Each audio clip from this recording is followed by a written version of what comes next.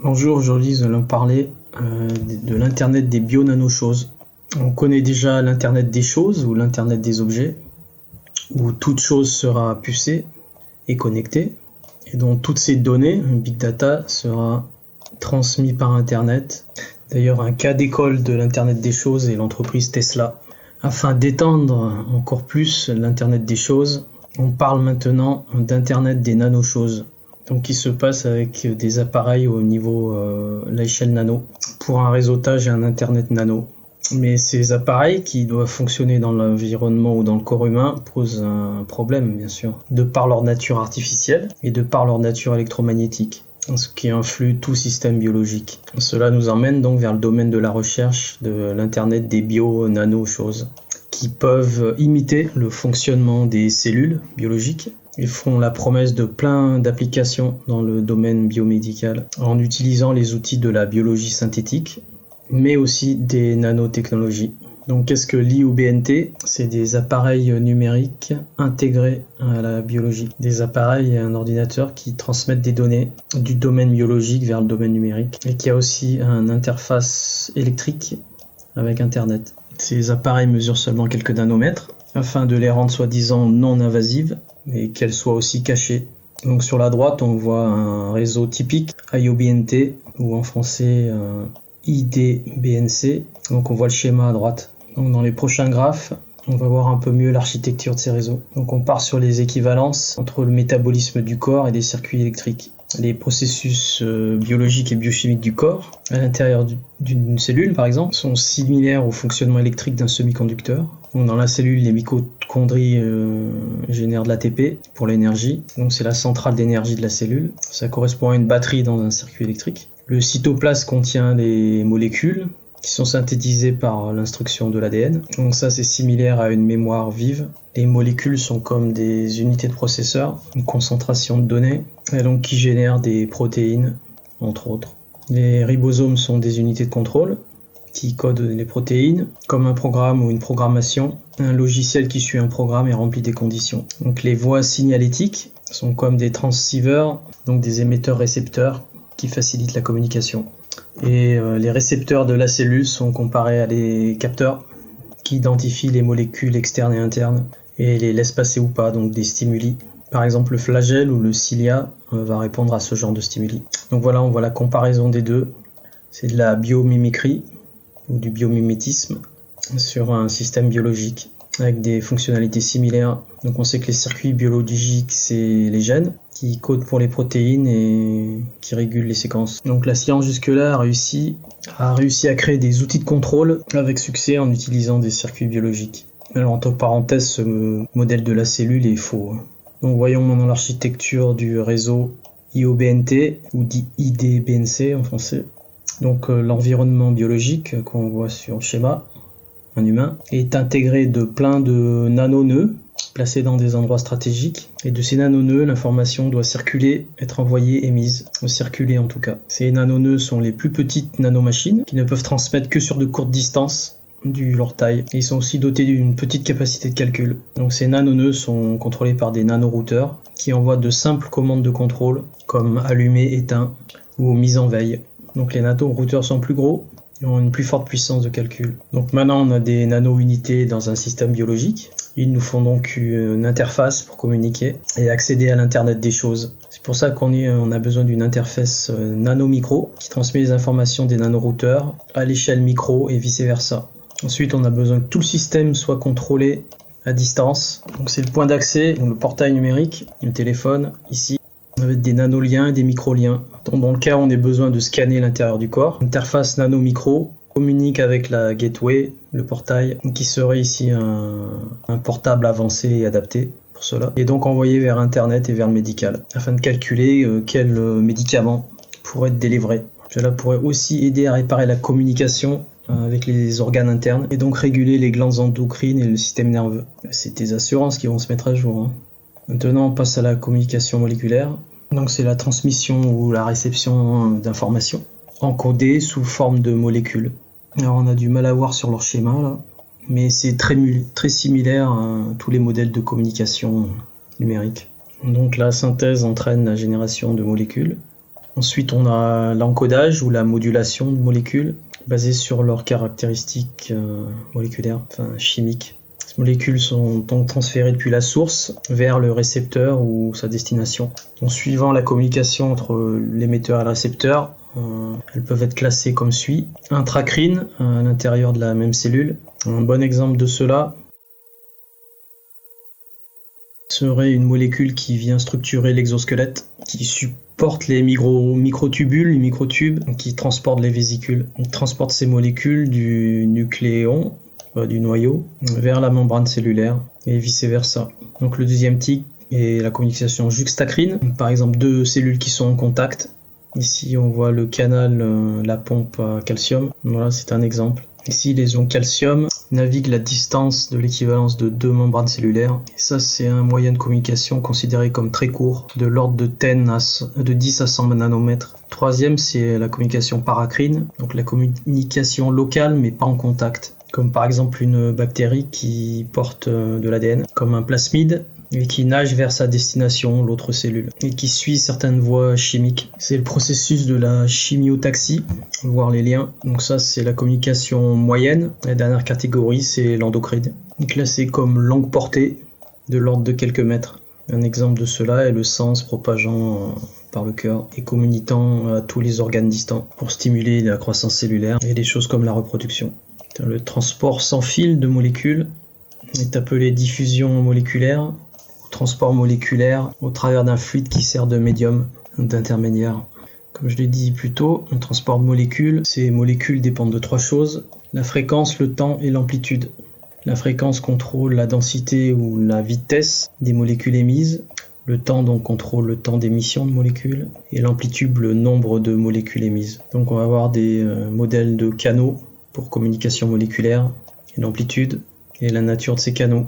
Donc on voit sur l'image un mouvement brownien, modèle de propagation. On voit la modulation d'amplitude à droite, un certain nombre de molécules pour BT1 et 0 molécules pour BT0. Donc la propagation moléculaire se fait au pifomètre, suivant le mouvement brownien. Donc quand une molécule s'échappe de l'émetteur, le temps où il va atteindre le récepteur est probabiliste. D'où l'équation du mouvement brownien en 3 dimensions, où x est la distance du point d'origine et d la constante de diffusion. Donc bien sûr, seules les molécules qui ont été réceptionnées sont considérées utiles, dans ce modèle en tout cas. Donc la probabilité augmente avec le temps, et la probabilité d'absorption, bien sûr, décroît fortement avec la distance. Donc inversement proportionnel à la distance qui les sépare. Et plus c'est loin, plus c'est difficile. Là, ils n'ont rien inventé, c'est sûr. Donc en utilisant le concept de communication sans fil, la communication moléculaire peut être adaptée artificiellement à l'intérieur de la cellule et de son environnement. Mais bien sûr, c'est pas si facile. Donc les problèmes de la communication sans fil sont les gains et les pertes dans la communication au travers des canaux vers le récepteur de l'émetteur, bien sûr. Donc c'est une des composés problématiques principales. Donc la perte du chemin de la voie, l'amplitude de cette perte et la perte d'absorption moléculaire contribuent fortement à cette perte de communication. Donc comme la concentration moléculaire par exemple. Donc la perte dans les canaux, dans les voies de communication, dépend du nombre de molécules et de la distance vers le récepteur par rapport à l'émetteur. Là on voit des différents spectres de couleurs par rapport aux différences de perte. La densité et concentration moléculaire par rapport à la fréquence. Donc quels sont les challenges de la phase de la mise en place de cette communication moléculaire pour les réseaux des bionanochoses? Il faut donc que ces choses communiquent entre elles en recréant d'autres mécanismes de transmission différents de la transmission naturelle. Donc trouver des moyens de contrôle et de modification de ces mécanismes, des différentes voies de communication des cellules pour transmettre des signaux non naturels. Comment faire? Il y a deux façons. Reprogrammer génétiquement la cellule et donc ses comportements, sa communication, ou alors un système artificiel de communication complètement nouveau en assemblant différents composés biologiques naturels. Donc voilà comment les réseaux bionano communiquent avec l'internet. Une cyberbio-interface, donc pour qu'il y ait transfert aux communications de l'internet nanobio à l'internet des choses par cette interface bio-cybernétique. Donc déjà des bio-nanochoses qui puissent communiquer entre elles, puis ensuite interagir avec les réseaux, et donc le cloud internet, donc l'interface électrique et biochimique. Donc il reste quelques challenges pour réaliser ces réseaux de bio-nano-choses. Donc dans les réseaux classiques d'Internet des objets, la communication est prédictible, on sait comment les gérer. Mais dans l'information, la propagation moléculaire, c'est au pifomètre, donc on ne sait pas par où ça va passer. Donc entre la source et la destination, on ne sait pas où ça va passer. Un autre challenge est la non-linéarité de la nature, notamment dans ces phénomènes biochimiques. Donc pour réaliser ces solutions, ça va alors prendre du temps, il va falloir créer des modèles, analyser et rendre ce modèle prédictible, entre guillemets. Donc ça peut se faire en laboratoire sur des populations de bactéries ou sur des organismes artificiels, j'imagine de type plasmide où ils insèrent de l'ARN dedans. Donc voilà, pour qu'ils en arrivent éventuellement à leurs problèmes et résolutions, communication intracrine, justacrine, endocrine, et de pouvoir modifier les communications entre les organes comme eux le veulent. Généralement, ça se fait par le sang, la transmission entre les organes, une communication hétérogène dans le système biologique humain. Donc voilà, c'est entre tous ces composants biologiques et non biologiques.